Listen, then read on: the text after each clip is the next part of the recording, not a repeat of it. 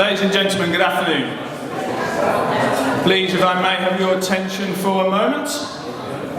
My name is David Crimes, I'm Director of Operations here, and I'd just like to welcome you all to Park Regis, Birmingham for the launch and the opening of the Jazz Festival in Birmingham this year. I'd just like to say what a pleasure it is to be able to host the event for the second year running. We're all very much looking forward to watching the acts, not just here for the next couple of weeks, but across the city. We are very excited to have some exciting performers here with us tonight, tomorrow, over the weekend. And thank you all for joining us. I'm going to hand you over now to Councillor John Clancy, say a few words. Please, John. Thank you.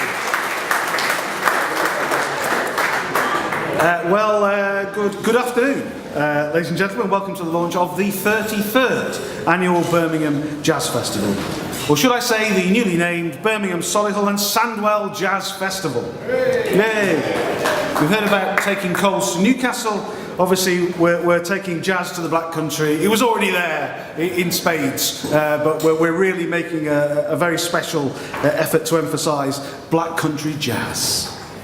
And obviously at a time when things like the Local Enterprise Partnership and the Combined Authority are building links across the region, I think this festival is a little bit like the soundtrack to those ever closer links. Don't you think? And what a soundtrack, starting today and running to July the 23rd, you can see 215 performances, 191 of them with free admission. How's about that? Yeah, let's give it up for free admission to 191 performances. How's about that? In 99 venues. That's what makes this a fantastic festival. It's a celebration of top-class live music, and it will feature 296 musicians appearing in 81 bands. It will attract thousands of music lovers to what I believe is one of the big cultural events in this region every year. We all know that music is a universal language, and that's reflected by the fact that, once again, the festival has that truly international flavour. So homegrown artists will be joined by acts from the USA, Canada, Argentina, France, Germany, Spain, the Netherlands, and Belgium, and Lithuania. How's about that as well?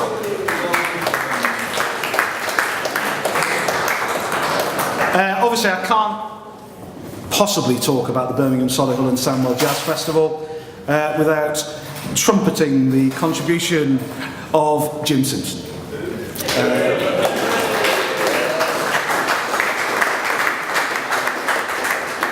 We all know that Jim is a force of nature in this city in more ways than one, and let's face it, this festival would not be in its 33rd year without his utterly tireless work.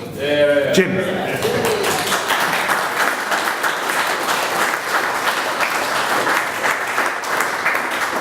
And we all know that he's so much more than just a festival director. I'm sure that his passion and his vision is a key factor in attracting all of the many sponsors, and including, of course, the West Side Bid, who are hosting today's launch. Let's hear it for the West Side Bid. Well done. So Jim and the whole festival can be justifiably proud of this great event, and over the next 9 days, the Birmingham, Solihull and Sandwell Jazz Festival will once again, I know, prove to be a huge hit. And I don't know whether I'm actually doing this, but it is hereby launched. Okay, well done everyone, thank you very much. Have a great time.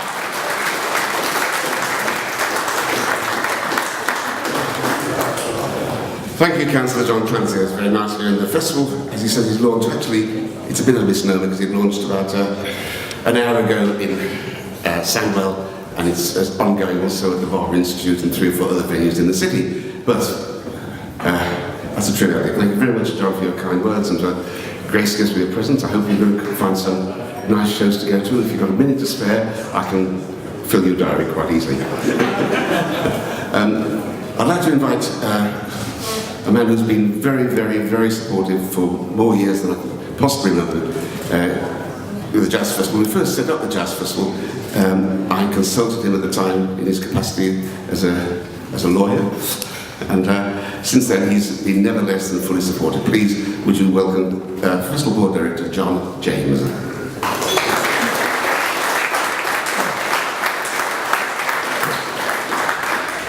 Ladies and gentlemen, it's lovely to be here.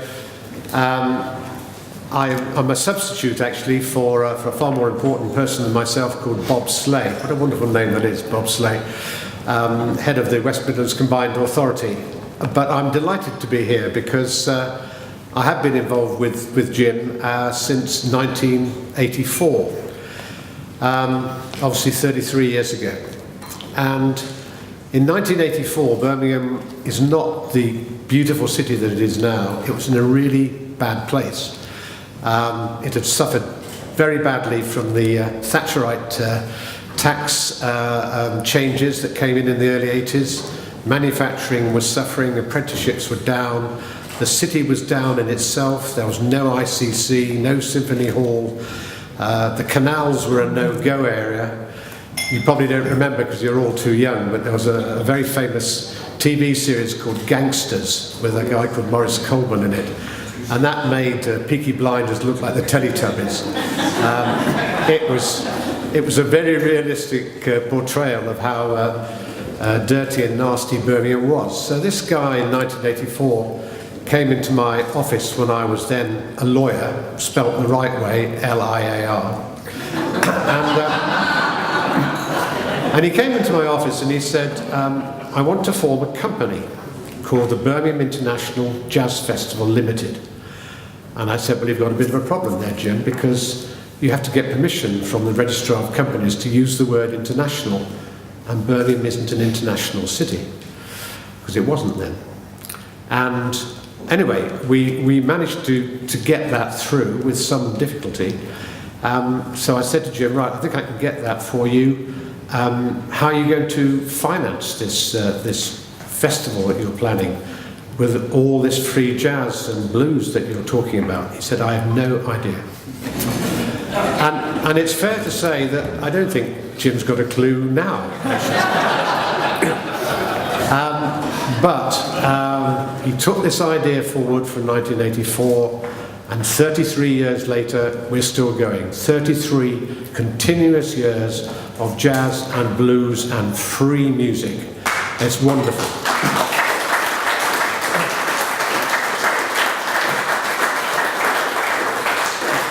We have had, obviously, a lot of support from supporters who generally give of their time and general support.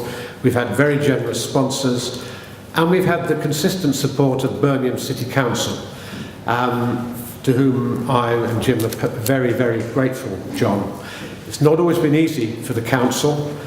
Sometimes it's been a bit like that message that Liam Byrne left when the Labour Party left office in 2010, saying there's no money left. But they've somehow managed to find some support at varying levels for all those 33 years. And it is much, much appreciated. Now, of course, we've grown. We've had the amazing support of the Solihull bid, which has sustained us and kept us going to levels we didn't think we would necessarily achieve. And now we've got Sandwell. So we have, in the second largest city of the sixth largest economy of the world, the greatest jazz and blues festival in the world, in my view. It is something to be immensely proud of. This city is a great city. It's a great international city. I wouldn't need to go to the Registrar of Companies to get the permission now. It would be given in a flash. So we've come a long way. We reflect the growth that this city has demonstrated. But it all comes back ultimately to Jim Simpson. Because without Jim, and without the support of the supporters, the City Council, the sponsors, but without Jim's money, we would not be here. Because there have been years when I know that the festival has run at a loss, and Jim has personally funded that loss. So none of us have suffered, but Jim has. So if every man deserved recognition in whatever way that should be deemed to be appropriate, but I can think of at least two ways. One is from Her Majesty, and secondly is from a star in Broad Street. But if every man deserves that recognition, our appreciation and thanks, and I'd like you to welcome him here to the stage now in a true Birmingham way. It is Jim Simpson.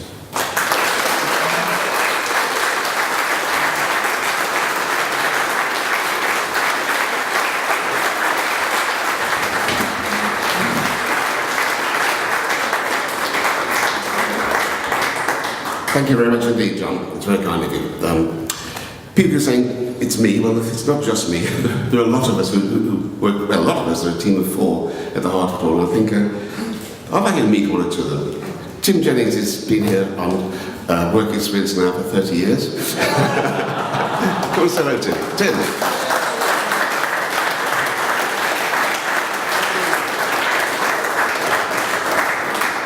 Sarah Young has been with us now. This is her 12th festival. Sarah Young, where are you? Come and show your face.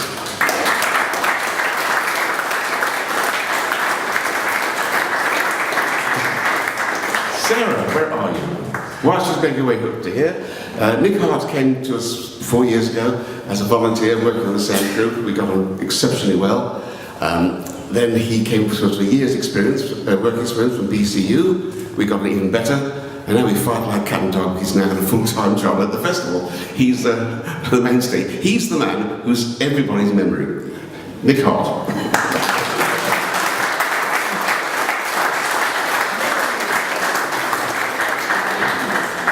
It would take too long to talk you through all our supporters, but it's important to know that 78 different peoples have supported this festival in one way or another. All the venues have contributed something. This is a remarkable example of this city's willingness to cooperate, to all contribute to one thing, in this case, our jazz festival. In those bleak days of last autumn, we never ever believed we'd land a decent... We're going to do a festival, of course we are, it's in our DNA, but we didn't think it was going to be that good. But we had a lot of support last year. I have to say the City Council, I must mention Colin Rice. He's been brilliant. And it made this seem a lot to you. After just last year's festival, he invited the whole team for tea and cakes in the Lord Mayor's parlour when he was Lord Mayor. That was brilliant. We all walked out feeling 6 inches taller. Colin was absolutely great. And since then, he's given us an award which currently adorns the reception area at the Chambers of Commerce. So, a reward that is mentioned in the festival programme. I won't embarrass anybody, particularly me, by going into any details. Then, in October, we started putting the festival together. It looked better and better. We decided to proceed, as we said last year, in the confident hope of a miracle. And the miracle happened several times. Got a phone call from Councillor Marshall from Sandwell. Then we followed that through, and we were able to add Sandwell to the roster. Melanie Palmer at Solihull bid right away after last year's festival, committed herself to this year, and then gave us the bid to go. Sarah, you're late, come on. Come here. Take it back. It's very hard to get Sarah Young out of the bar, you know.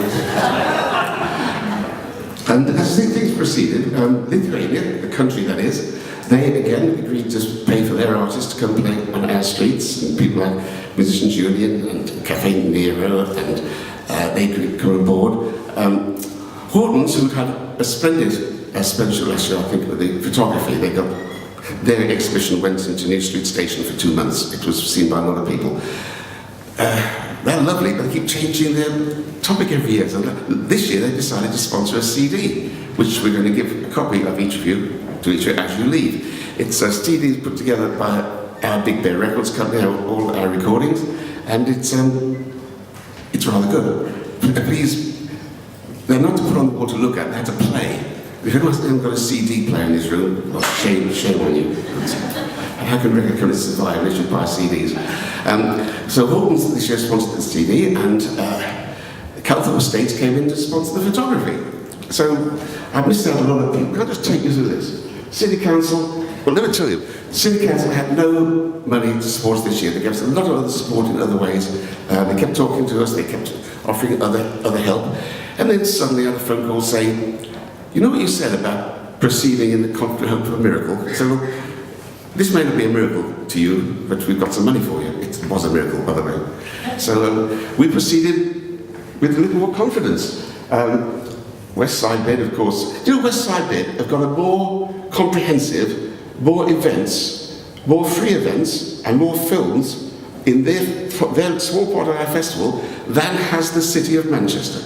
Do you believe that? Thanks to my colleague.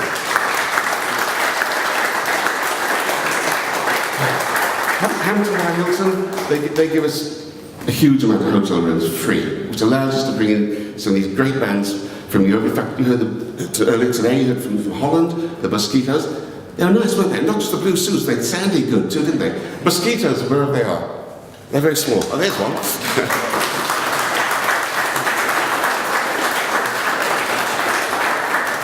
PMT, they give us 5 backlines, 5 PAs, 5 keyboards, 5 guitar amps every year using the festival. That is worth a lot of money, and that's really a tremendous support. I hope Gary's here. Is he? My old pal Gary. No, the other Gary, not you, Gary. That's Gary Newbon, who also is a real old pal. The board, our board are tremendous. Rob Seeley, for instance, has designed our website. Those clever people, clever web people. I can't go into much longer, I'll bore you silly. But we have a tremendous board. They decided that we're going to raise some money for ourselves and not be dependent on other folk. In fact, normally we raise about 80% of the funds ourselves, and the rest comes from people like Solihull and Sandwell and Birmingham. But this year they decided we're going to aggressively fundraise. We put an event on at the BCEC, and we raised £4,500 for the festival. We have a raffle ongoing through the festival with 20 great prizes. The most important of which is a drum lesson with Gary Walcock, which I know Tim Jennings wants to win.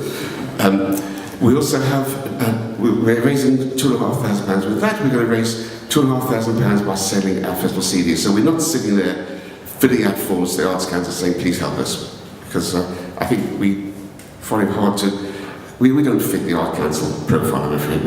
We don't go for things that are new, we go for things that are good. And you were very good for turning out, and I'm sorry to have gone on so long, but I could have gone on for a lot longer. Thank you very much indeed. Thank you for being enjoyed. Listen, go out and hear a band you've never heard of before, because there's every chance it's good. And anyone wants a ukulele lesson, or wants to go to a sketch course, or a photography course, help me, what else we got? We've got a guy, I'm going to tell you a story. 2 years ago, listen, if you need to sit down and get comfortable, it's okay. 2 years ago, we had a really top guitar player from Georgia in the USA, and a guy called Brooks Williams. He's rated at number 187 in Rolling Stone's top 1,000 guitar players ever, so he's a hot shot. And he played an array of guitars, and at the last of them he did, he played on a guitar made out of a cigar box, and it was beautiful. And afterwards I said, that's great. I said, this must come from somewhere in the southern states. He said, no, it was made in Birmingham. This cigar box guitar is made by a guy called Chicken Bone John. You could call him Chicken. He's going to play in the festival, and he's also going to demonstrate the art of making guitars out of cigar boxes. So there's lots to do. Please take out a morning or 2 or 3 hours and read our comprehensive programme. It's well worth the read. I also must say one of the things, a real benefit to our community, I think, and Broad Street in particular, is we now have our own TV station we can walk into, Made TV.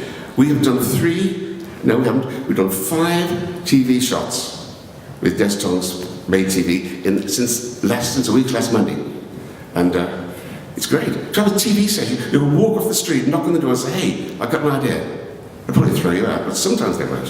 So, anyway, thanks a lot. It's nice to have you here. Go and hear some good music.